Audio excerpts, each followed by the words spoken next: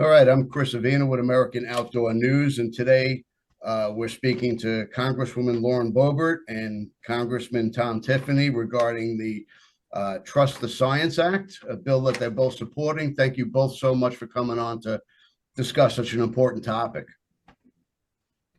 Now, Thank you so much for having us. I know that Congressman Tiffany, we had spoken regarding this before, and it looks like you're getting a lot more support on the floor. Yeah, there's certainly more interest, and I really want to thank Representative Boebert, who has led on this, and of course, been a big issue across our states. And it's time to delist the wolf and allow our states to manage the wolf population. It's as simple as that. Well, I mean, here's a question for you. I know that it was originally relisted by a California federal judge. Why is it that we're allowing people to make decisions on topics that they're not qualified to make a major decision on? Yeah, the reason is it is not in statute, and that's exactly what Representative Boebert and I are attempting to accomplish with this bill. Is we want to put it in statute that the management of the wolf shall be with the states. And for example, in Wisconsin about a decade ago, this predates the California judge. There was a DC judge here that relisted the wolf about a decade ago.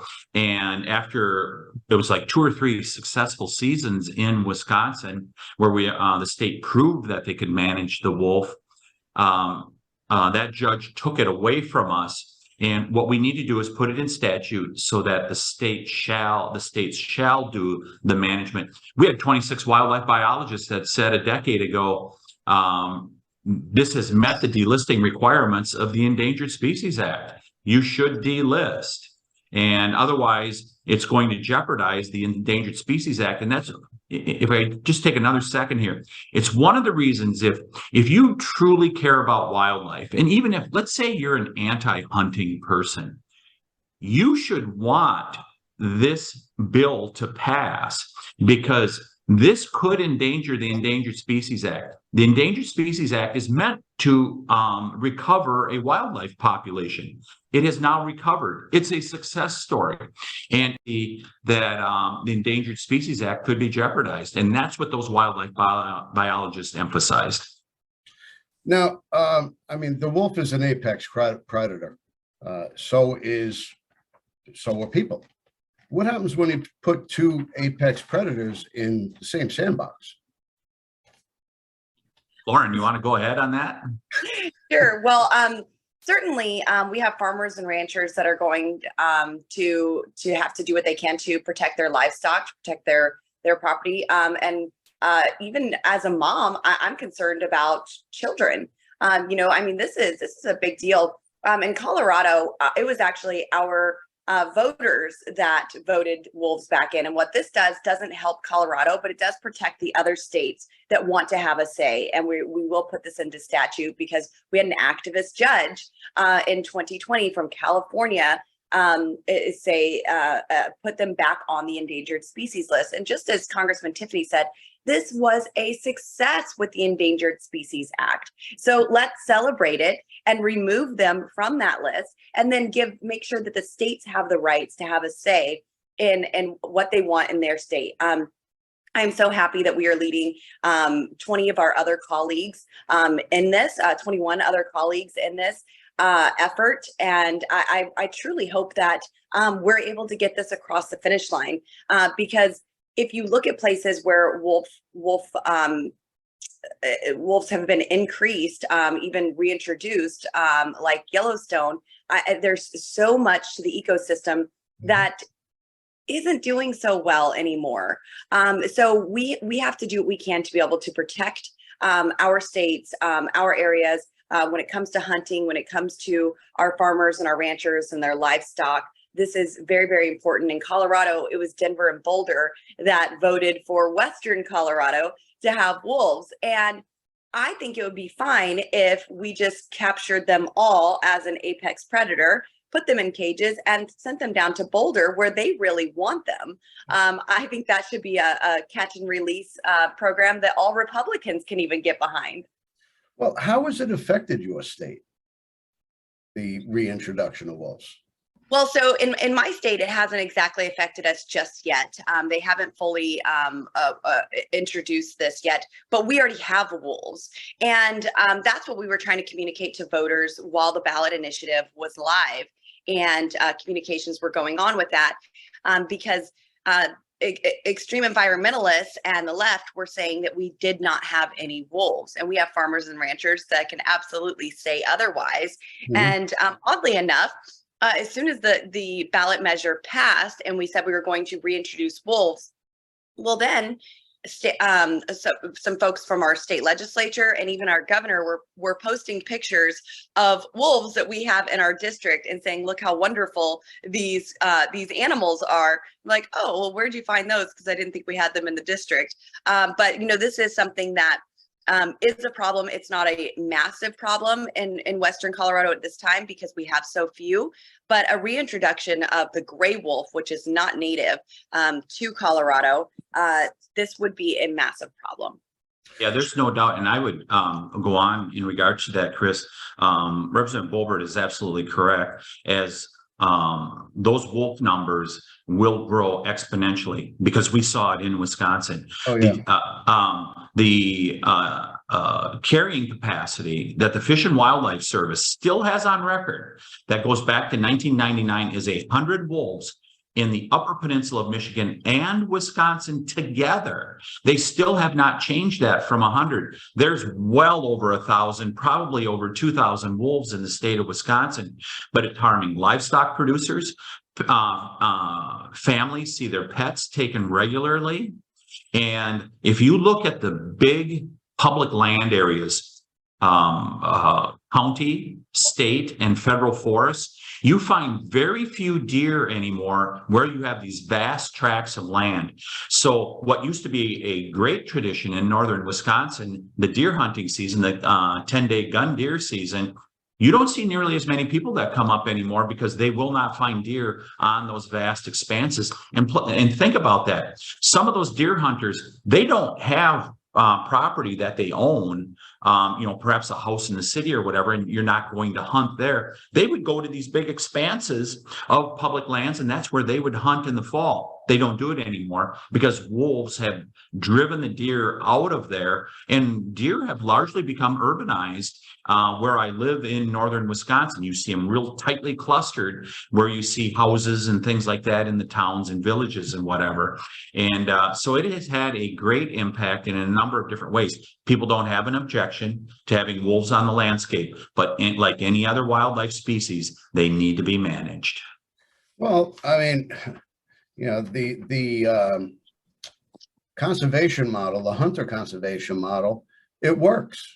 We've managed deer herds, elk herds, coyote. We've managed wildlife across the nation, and the numbers have flourished. Now, the wolf can have 2 litters a year, 4, 5, 7 pups per wolf. The numbers are going to explode, and you've seen that with the elk herds in Yellowstone National Park. They're decimating. They're killing machines. But with the expansion of building and the forests shrinking, where are the wolves going to go? Mm-hmm. Yeah, I think that's what we're afraid of. And the gray wolf is fully recovered, and it should remain delisted. I mean, that's simply what Congressman Tiffany and I are saying. We should keep it delisted in the lower 48 states, and we should determine how to manage states should determine how to manage their local gray wolf populations. For far too long, our farmers and ranchers have been powerless to defend their livestock from gray wolf attacks. And so that's why he and I are on this Trust the Science Act, and it empowers states and puts people ahead of violent predators. We need to actually analyze the data objectively, and instead of letting Endangered Species Act listings decisions be made by leftist activists. This is something that we battle on a regular basis. These activists override law. They create law. They get judges to have injunctions and override the will of the people. And so this is what this Trust the Science Act is trying to correct and prevent in this particular situation, because it's not going to be something that's just a drive in the park and look, you see a pretty wolf. Like so many people are deceived into thinking, I mean, this is an actual problem. The diseases that they carry that can transfer into your home, into your livestock and your animals. Your dog can carry that in to your children, and I mean, these are life-threatening diseases. So there's so much more that goes into it than just the wolf itself. But there are over 6,000 wolves in population right now.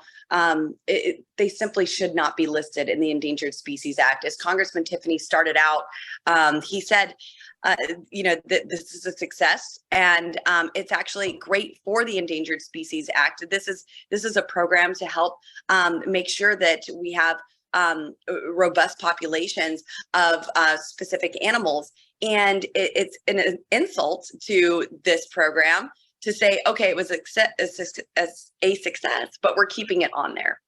Well, I mean, their reintroduction has been a success. Their numbers have flourished, but the wolf is the poster child for the animal rights activists. Do they take into account the ripple effect of reintroducing them to an area where the herds are being decimated? They're coming into the residential areas. The farmers are in peril of losing their livestock and possibly a child. Right. They, Hey, Chris, so you're starting to get to the heart of the matter. What is the why and who is behind this? So let's repeat. 26 wildlife biologists from the upper Great Lakes states said a decade ago, when the judge in Washington, D.C., by the way, Lauren, Judge Burl Howell, when she said we're going to relist, they said 26 wildlife biologists, the wolf needs to be delisted. It's recovered. But why is this? Why do they follow this with such passion? Some of the corporate environmental groups, the corporate animal rights groups who are rich beyond belief. They have incredible amounts of money. Why do they do this? Part of the reason they make the wolf their poster child is they can fundraise off from this. They make enormous amounts of money off from this by sending out, pretty fundraising appeals with a little puppy and saying, gosh, big bad hunters are going to destroy this beautiful animal, which could be nothing further than the truth, because hunters in America, they believe in the North American model of managing wildlife that has been so successful. And you talk about it all the time, Chris. They use it as a fundraising appeal, and they raise so much money. When I was in the state legislature, I talked to a local television producer. They said this issue got more looks than any other issue that would come in before that radio station or that television station, more than crime, more than the local sports teams. The wolf did. And I can attest to that, because in my office in the legislature, we would get emails from Europe, from Australia, from all over the world. They have used this as the poster child, the wolf, for their fundraising appeals. And that's part of the reason they have so much money. And it's also why they don't want to give it up. I want to add one other point here. If we're going to be successful, remember back in 2010, when Montana got the delisting for, Montana, Idaho, I think it was Western Oregon and Washington. That got done because Senator John Tester was in the race of his life. And he came to then Majority Leader Harry Reid and said, you got to get this delisting done, or I don't know if I'm coming back as the U.S. Senator from Montana. Well, there's not the same, but there are U.S. senators that are up for re-election in 2024, and it is time to put a lot of pressure on them. One of them is in my state, in Wisconsin, Senator Tammy Baldwin, who has expressed support for delisting the wolf, and I give her credit for that in the face of some of the radical environmentalists and animal rights groups that live as her neighbors in Madison, Wisconsin. People need to put the pressure on Senator Baldwin and others to get this done. This is the time to get it done, because, I mean, the science is there. The wolf is recovered. Well, here's the thing, that they are raising a tremendous amount of money based on saving the wolf. But what are they doing with that money? You know, we have the Pittman-Robertson Act, and we're raising billions of dollars and putting that directly into conservation. What are they doing? Filing lawsuits, right, Lauren? Yes, that's exactly what they're doing. They're not putting it into conservation. They're putting it in lawsuits to go after more of your rights, to take over more of America like they want to radically change the agenda here in our nation. And gosh, they're so successful at it. All of these groups do such a really fantastic job at fundraising at our expense, and then turning around and suing all of us for it. But you know, this is a huge thing in putting pressure on your congressmen and on your senators. That pressure, that means a lot. There's a lot of things that go on, and when the phones are blowing up in DC offices, it makes a difference. The members want to know what those phone calls are about. And I know in my office, we actually take record of how many of what types of calls, what topics we're getting in. And it gives me a good gauge on if I'm standing on the right side of the issue or not. It's so important to put that pressure on. But we also see things like this happen in the opposite direction all the time in Washington, D.C. I have to win my reelection, so I have to get this passed. Well, let's use this to actually preserve conservation and to put into statute that the gray wolves should not be on the endangered species list. Let's use it in reverse for good, because it's usually something that cripples our rights, that grows governments, that spends money that we don't have. And we can put pressure on these senators and these congressmen who are up for reelection. All the congressmen are up for reelection in 2 years, to actually get something done and pass something meaningful.